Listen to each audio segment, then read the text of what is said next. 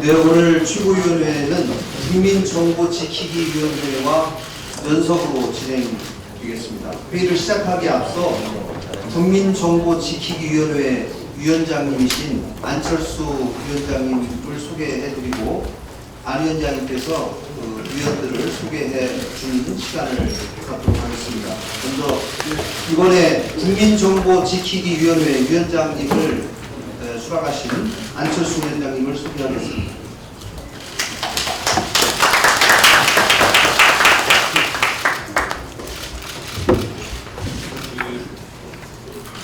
간략하게 위원분들 소개해드리겠습니다. 10분으로 구성되어 있고 5분이 의원, 5분이 외부 전문가로 구성되어 있습니다.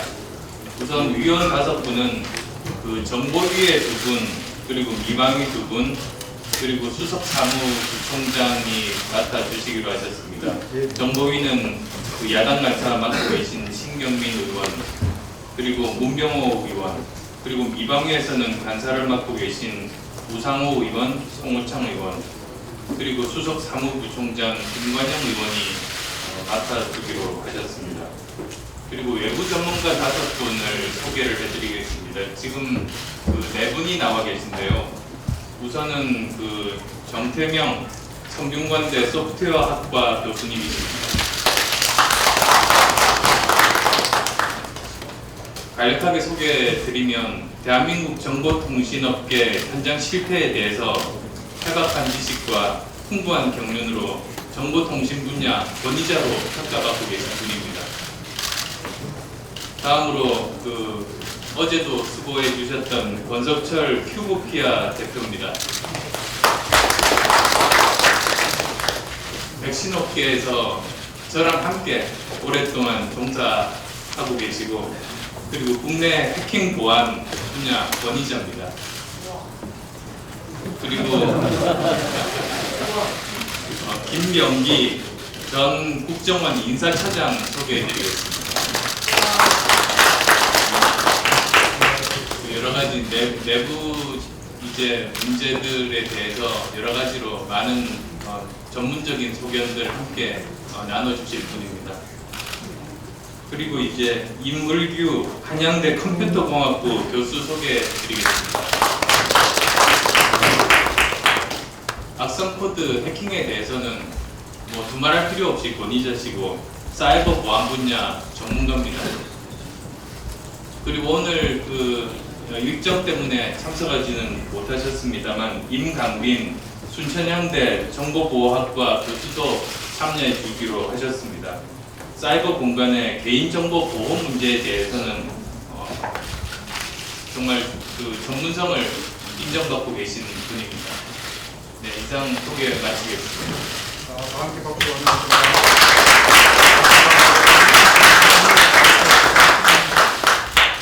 네, 그러면 문재인 당대표의 개회선언으로 제121차 새정치민주연합 최고위원회를 시작합니다.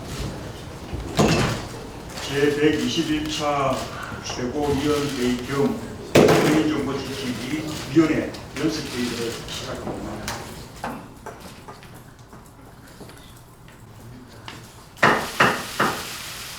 문재인 당대표의 발언이 있겠습니다.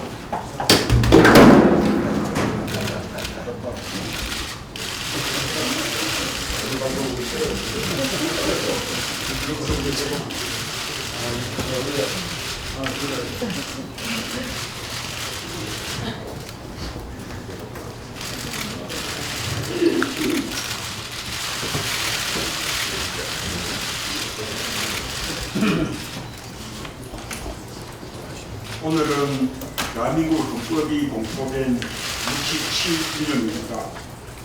지금 대한민국은 민주공화국이고 모든 권력은 국민으로부터 나오는 헌법 제1조부터 심각하게 유린되고 있습니다. 헌법에게 참 부끄러운 제언적입니다. 대통령이 입법권위에 군림하고 여당은 스스로 청와대의 수비로 전락했습니다. 국가정보기관이 댓글 공작으로 대선에 개입하더니 이제는 스마트폰 불법 해킹으로 국민의 일상을 감시하고 민주주의와 인권을 유린합니다. 주권자인 국민을 배신하는 행위입니다. 국정원의 불법 대선 개입과 연이은 반국가적 범죄의 진상을 제대로 규명하고 단죄하지 못한다면 민주주의 국민 질서도 무력화됩니다. 민주공화국이라고 할 수가 없습니다. 주권자인 국민의 중요한 심판이 잇따를 것입니다. 오늘 제헌절을 맞아 무너진 국민 질서와 민주주의를 국민과 함께 반드시 다시 세우겠다는 다짐을 했습니다. 박근혜 정부에게 법인세는 손댈 수 없는 성적입니다. 세수별손에 대한 대안도 없으면서 법인세 정상화는 한사코 안 된다고 고집합니다. 대신 대기업에 대한 비과세 감면을 정비하겠다고 합니다. 대기업에 대한 비과세 감면 정비도 반드시 해야 할 일입니다. 그러나 그것만으로 대규모 세수 결손을 해소할 수 없습니다. 정부는 비과세 감면 정비를 통해 재임기간 5년간 18조 원의 세입을 확정하겠다고 공약을 했지만 2014년 한 해 고작 1,231억 원을 확보한 게 적립입니다. 국민을 속인 셈입니다. 2012년부터 시작해서 올해까지 지난 4년을 연속해서 세수 결손이 28조 원에 달합니다. 사상 초유의 일입니다. 박근혜 정부가 공약했던 3대 재정 확보 방안이 비과세 감면 축소, 지하경제 양성화, 정부 지출 구조 조정은 모두 모조리 실패했습니다. 이명박 정부 이래 7년 동안의 부자 감세, 재벌 대기업 감세가 해마다 세수 결손으로 국민 부담으로 도로 내년 7조 원에 육박하는 막대한 규모입니다. 박근혜 정부는 부족한 세수를 성인과 중산층 정세로 메꾸다가 그것도 안 되니까 세수 결손용 규정을 해마다 반복하고 있습니다. 이대로는 안 됩니다. 이미 여야가 교섭단체 대표 연설을 통해 법인세 정상화 등 공정한 세금을 위한 협의 기구를 서로 제안한 바 있습니다. 정부도 세수 결손 보준용 규정을 국회에 요구하려면 거듭되는 대규모 세수 결손의 원인을 수사하고 반성하고 사과하고 근본적인 재발 방지 대책을 내모아야 국민에 대한 도리입니다. 정부의 의미 있는 대답을 촉구합니다. 이종걸 원내대표의 발언이겠습니다.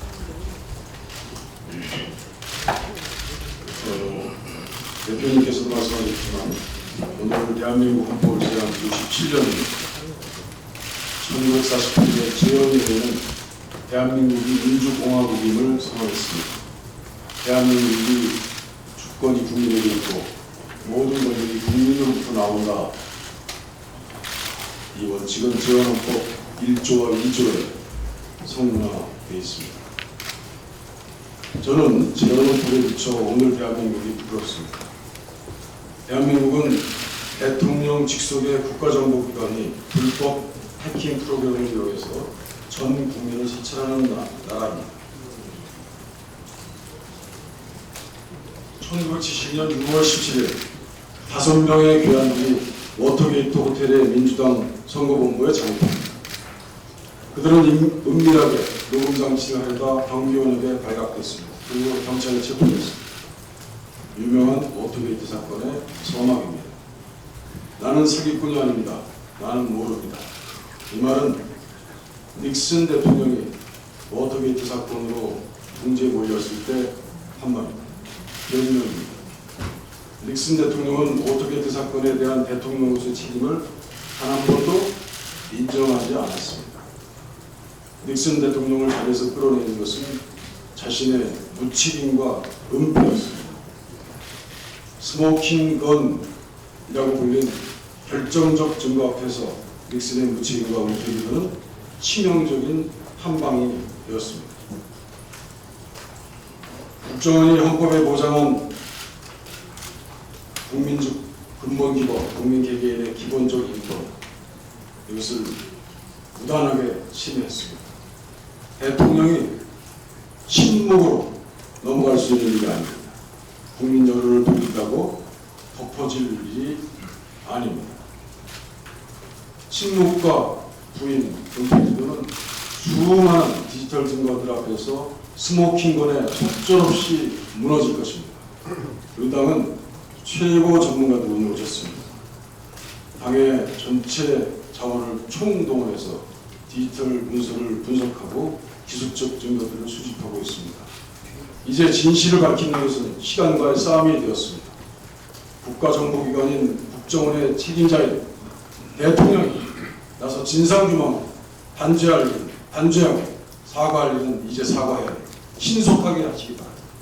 국민과 진실하게 나설 시간이 이제 얼마 남지 않았음을 경고합니다.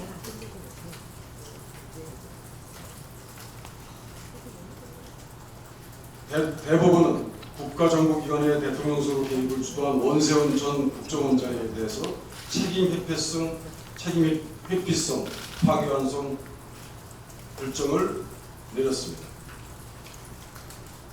정치는 관여했지만 선거 개입은 아니다. 이게 어찌 우리나라 2015년 대한민국 판결이 나올 수 있겠습니까? 위조 집회는 맞지만 사용할 수는 있다. 이거와 무엇이 다릅니까?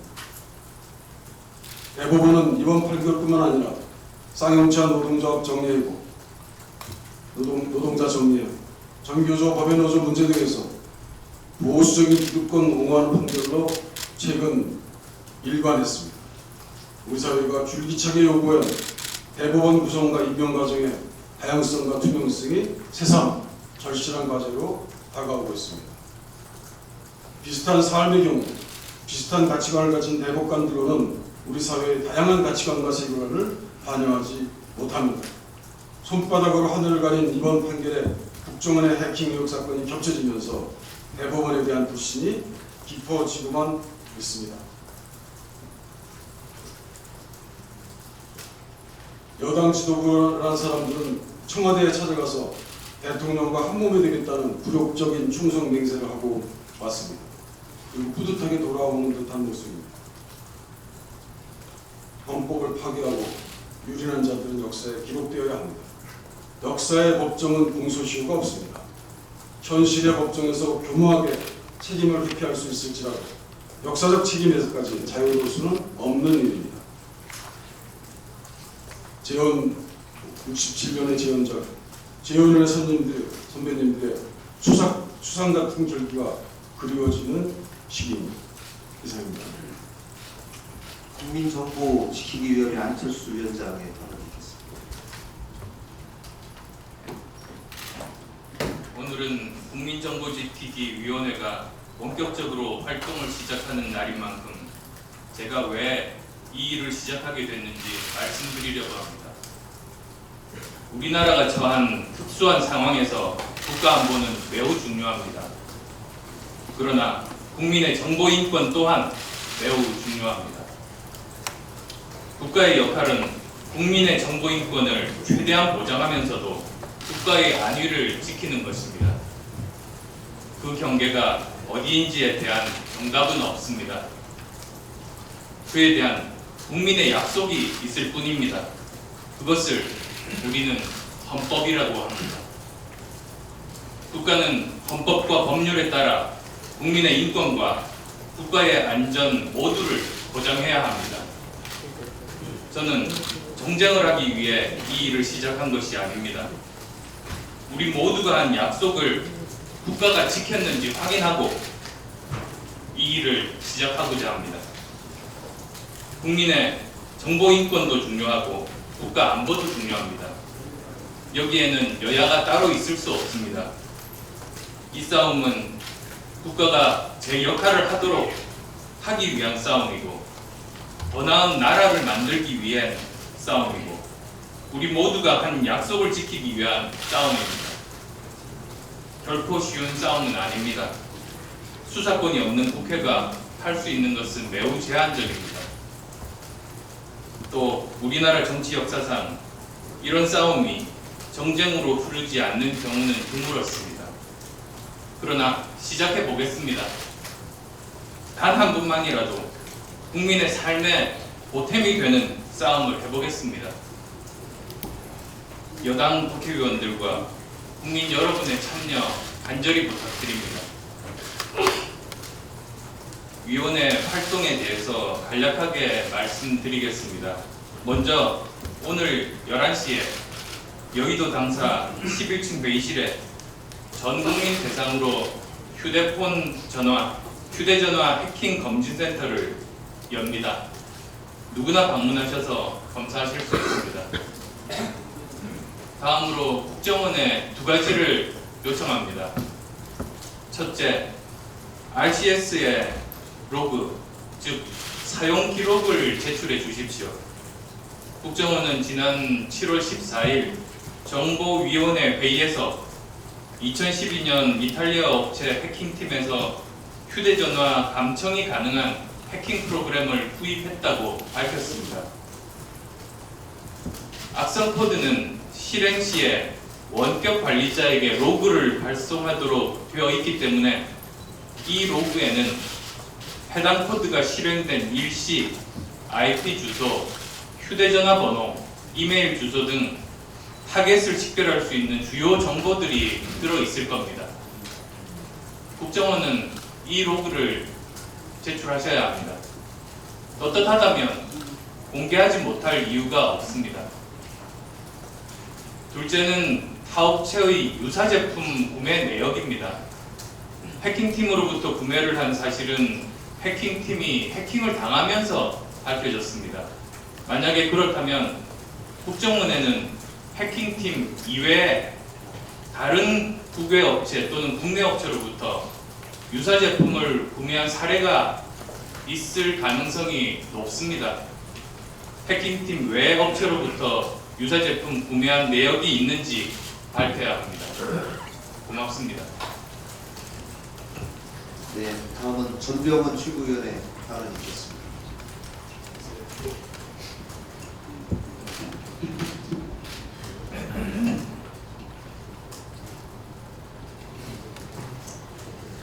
예, 오늘 67번째 많은 재연절입니다.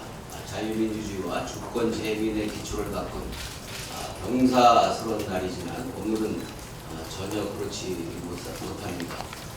불안하고 더욱 우울합니다. 국가안보에 앞장서야 할 국정원이 국민을 불법 사찰하고 불법 정치 개입을 일삼고 있는 헌법 파괴적 범죄의 온상이 되고 있습니다. 공포와 불안의 일상화, 이것이 바로 67번째 만든 재헌절날 대한민국의 현 주소입니다. 국민을 지키라고 쥐어진 칼로 국민을 협박하고 찌르는 꼴입니다. 국가정보원이 아니라 헌법 파괴원이고 국민 걱정원이 되어버렸습니다. 어제 이 자리에서 국정원 해킹 프로그램 시연을 보면서 모두가 등골이 오싹해졌습니다. 국정원은 우리의 모든 정보와 사생활을 24시간 들여다 볼 수 있고, 그러한 프로그램을 국정원이 구매를 했다는 사실이 객관적 물증으로 입증됐습니다. 이제 국민은 일상적으로 스마트폰으로 통화나 카톡을 하면서도 매 순간 걱정하고 불안해하지 않을 수 없게 되었습니다. 심지어는 국민 게임인 애니팡2 누적 이용자 수가 1,300만 명입니다. 모두의 마블 국내 누적 이용자 수가 2천만 명입니다. 드래곤플라이트 누적 이용자 수가 2,500만 명입니다. 이와 같은 국민 게임을 사찰하려 했다라는 의혹이 이번에 다시 한번 전자우표를 통해서 확인됐습니다. 사실상 전방위적, 무차별적 국민 사찰을 했다라는 명백한 증거이기도 합니다. 국정원의 해킹 프로그램 구매와 이것을 활용한 행위는 정보통신망법 제48조를 똑부러지게 위반했다는 것은 상식 중의 상식입니다. 검찰은 왜 수사에 나서지 않는 것입니까? 아울러 박근혜 정권도 국정원도 더 이상 부인하지 말고 손바닥으로 하늘 가리려고 하지 말고 불법 사찰을 인정하고 즉각 공개적인 중단 조치를 해야 할 것입니다. 진상을 공개하고 책임자를 처벌해야 할 것입니다. 우리 당은 국정원 불법 사찰 의혹의 진실을 밝히기 위해 옆에 앉아 계신 안철수 위원장님을 위원장으로 조사위원회를 가동을 시작했습니다. 앞으로 국정조사를 비롯해서 특검 등 모든 수단과 방법을 총동원해서 진상규명에 총력을 다할 것입니다만 우선 이와 관련된 5개 상임위 청문회를 개최를 적극 나서야 할 것입니다. 지난 운영위 제도 개선 소위에서 양당이 소관 현안에 대해서는 상임위 차원에서 청문회가 실시할 수 있도록 합의한 만큼 국정원 불법 사찰 의혹과 관련된 모든 상임위에서 즉시 청문회 개최를 준비하고 요구해서 관철해 나가야 될 때라고 생각을 합니다. 특히 나나테크의 경우에는 통신 3사에 오랫동안 통신 장비를 납품한 업체라고 합니다. 이것이 사실이라고 한다면 전 국민의 모든 통신 내용이 불법 도감청 될 수도 있다는 아주 끔찍한 사안인 것입니다. 소관 상임위, 이방위를 비롯한 5개 상임위의 적극적인 청문회 촉구를 요구하고 여당의 협력을 요구합니다. 국정원의 불법 사찰 의혹을 규명하려는 우리 당의 노력을 정쟁, 당리당략의 용어로 호도하려는 새누리당에 충고합니다. 당신들도 피해자가 될 수 있습니다. 언론인 여러분들도 피해자가 될 수 있고 이미 피해자가 되어 있을지도 모릅니다. MB정부 시절 당내 반대파에 대한 지독한 감시와 사찰을 기억할 것입니다. 국민의 불안을 덜고자 하는 우리 당의 진상규명 노력에 조속히 적극적으로 동참할 것을 촉구합니다. 국회가 나서서 국민의 불안과 의혹을 해소하는 일은 너무나도 당연한 기본적인 의무이자 책임이라는 점을 다시 한번 강조합니다. 다음은 우영식 지구위원회 발언이겠습니다. 예, 오늘은 헌법이 제정된 지 67주년이 되는 재난절입니다. 그러나 오늘 대한민국의 헌법과 법률, 국민의 인권은 국정원의 불법 행위로 유린당하고 있는 것이 현실입니다. 국정원의 불법 사찰 의혹은 헌법의 가치와 민주주의의 근간을 밑으로부터 뒤흔드는 중대 범죄 행위가 아닐 수 없습니다.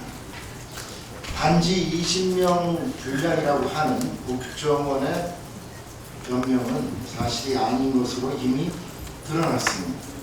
RCS에서 한 번에 모니터링을 할 수 있는 숫자가 그렇다는 것이지 전체 인원이 아닙니다. 국정원은 모니터링할 수 있는 RCS를 이미 2012년에만 최소 80개를 구입했습니다. 해킹팀의 설명에 따르면 악성 코드는 무한대로 뿌릴 수 있다고 나와 있습니다.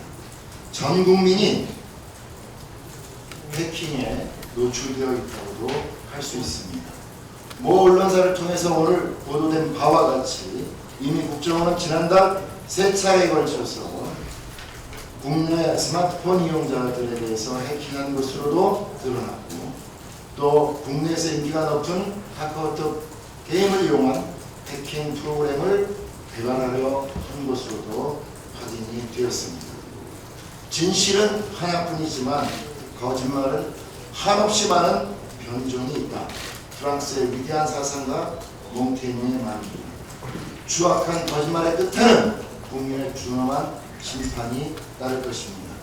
저희 새정치민주연합은 국정원 등 국가기관의 불법적인 국내 통신비밀 침해 행위, 기본권을 훼손하는 행위에 대해서 철저한 진상조사와 책임을 물을 것입니다. 헌법과 법률 위에 군림하려는 국가기관의 행위는 결코 좌시하지 않을 것입니다. 언론특위위원장으로서 한 말씀 더 드리겠습니다. 대한민국 최고 헌법적 가치인 민주주의의 근간을 흔드는 국기문란 사건이라고 할 수 있는 이 국정원의 불법 사찰 의혹, 이번 사건을 취급하는 일부 언론의 보도 행태를 보면서 이것이 과연 언론인지 정권의 홍보지인지 분간할 수 없는 지경입니다. 지상파 3사는 국정원 불법 해킹이 처음 보도된 지 6일이 지나서야 처음으로 다뤘지만 구일무에 불과했습니다. 지상파 3사가 담합이라도 한 듯이 철저하게 외면하고 있는 것입니다. 사건이 일파만파 퍼지자 마지못해 한 것이라고는 국정원의 비호와 해명뿐입니다. 총선과 대선이 있던 2012년 국정원에서 어떤 이유로 해킹 프로그램을 구매했고 어떤 목적으로 사용했는지 국민은 알 권리가 있습니다. 그럼에도 방송사들은 언론의 본분을 저버린 채 국민의 알 권리를 철저하게 외면하고 있는 것입니다. 이런 와중에 박근혜 대통령 홈쇼핑 방문에 대해서는 주요 뉴스로 앞장서 보도하고 나서기까지 했습니다. 국정원 해킹보다 대통령의 홈쇼핑 방문이 더 큰 관심거리인지 묻지 않을 수 없습니다. 우리 국민들은 땡전 뉴스보다 더 태화된 땡방 뉴스를 보고 있는 꼴은 아닌가 되묻지 않을 수 없습니다. 국민의 알 권리를 위해서 공정한 언론 보도에 힘써주시는 수많은 언론인들이 계시는 것을 잘 알고 있습니다. 이번 국정원 불법 사찰 의혹 사건은 전 국민이 바로 그 대상인 것입니다. 언론인 여러분도 국정원의 불법 사찰 피해자가 될 수 있습니다. 민주공화국에서 민주주의와 헌법 가치가 훼손되는 것만큼 참담하고 비극적인 일은 또 있을 수 없습니다. 대통령과 정권의 안위보다 더 중요한 것은 민주주의를 지켜내고 헌법 가치를 수호하는 일이기 때문입니다. 언론계에서도 과거 정권에서 아픈 경험이 있지 않습니다. 여러분께서도 민주주의를 지켜내고 헌법 가치를 수호하는 일에 적극 동참해 주시기를 호소드립니다. 이상입니다. 유승희 최고위원의 발언을 듣겠습니다. 어제 아주 오랜만에 박근혜 대통령과 여당 지도부 회동이 있었습니다. 국민의 입장에서 보면 인조가 권용포가 아니라 형님 옷을 입고 황제를 향해 머리를 조아린 병자호란 삼전도 항복시처럼 굴욕적 행동이 아니었나 싶습니다. 국민의 대의기관이 국회의 여당 대표가 백기 들고 들어간 것 아닙니까? 특히 김무성 대표가 경제인 사면을 요청하고 정치인 사면을 반대했습니다. 대장부 김무성은 어디 가고 골목 대장 김무성 대표만 남았습니까? 여당의 굴욕 항복식이 매우 아쉽습니다. 박근혜 대통령이 재벌, 대기업, 경제인에게 특별 사면을 하고 억울하게 표현의 자유를 침해당한 야당 정치인 정봉주 전 의원 같은 정치인을 사면하지 않는 것은 맞지 않습니다. 더구나 정봉주 전 의원이 실형을 받은 BBK에 대한 의혹은 박근혜 대통령께서도 제기했던 바 있습니다. 박 대통령과 같은 문제 제기를 한 분이 실형 살고 정치 참여의 길이 막혀 있는데 사면을 하는 것이 맞지 않겠습니까? 생계형 국민뿐만 아니라 국가 공권력에 의해서 수사, 기소당해 형을 받은 국민들에게도 국민 대통합 차원에서 사면을 단행해야 할 것입니다. 국정원이 민간인을 해킹한 흔적이 속속들이 밝혀지고 있습니다. 구입 과정에서도 만약 리나테크를 통해 구입했다면 통비법 제10조 감청설비 제도 수입 판매 배포 소지 사용하려는 자는 미래부 장관 인가를 받아야 한다는 법을 지키지 않을 것입니다. 또한 정보수사기관의 경우 감청설비를 도입할 경우 국회 정보위에 통보해야 하는데 국회에 통보하지 않았다는 것입니다. 운영 과정에서도 불법 해킹 방법을 이용하는 등 초법적인 행태를 보이고 있습니다. 해킹 대상도 민간인과 야당일 가능성이 매우 높다는 의혹이 제기되고 있습니다. 해킹 프로그램을 구입해 변호사를 사찰했다는 의혹에 대해서도 명명백백히 밝혀야 합니다. 이메일에는 한국 국정원 또는 몽골 정부기관이라고 나와 있어서 어느 나라 기관이 변호사를 사찰했는지 알 수 없습니다. 천안함 폭침설을 반박해온 재미과학자인 안수명 박사에 대한 해킹을 하려고 한 의혹도 조사해야 할 것입니다. 더구나 구입 시점을 보면 총선을 한 달 앞둔 시점에서 35개 라이선스, 2012년 대선 2주 앞둔 시점에서 30개 추가 주문을 했습니다. 국정원 댓글 알바가 시작되는 시기로 정치개입 의혹이 제기되고 있습니다. 이러한 의혹이 사실로 밝혀질 경우에는 중대한 범죄 행위가 될 것입니다. 이 두 가지 사안만 보더라도 대북 공작용, 그 다음에 연구용 난파 간접의 카카오톡을 쓰고 있다는 국정원의 해명이 거짓으로 드러난 것 아닙니까? 대한민국 헌법 제18조는 모든 국민은 통신의 비밀을 침해받지 아니한다라고 규정되고 있습니다. 국정원이 헌법과 법률을 유린하고 있습니다. 황교안 총리가 안보와 국정원 고유 업무 수행을 위해서 필요하기 때문에 구입한 것이라고 단정 지은 것도 매우 아니라는 생각입니다. 국민을 감시했다는 위중한 사안에 대해서 면죄부를 주는 것입니다. 황 총리는 더 이상 공안 검사가 아니라 총리라는 점을 기억해야 할 것입니다.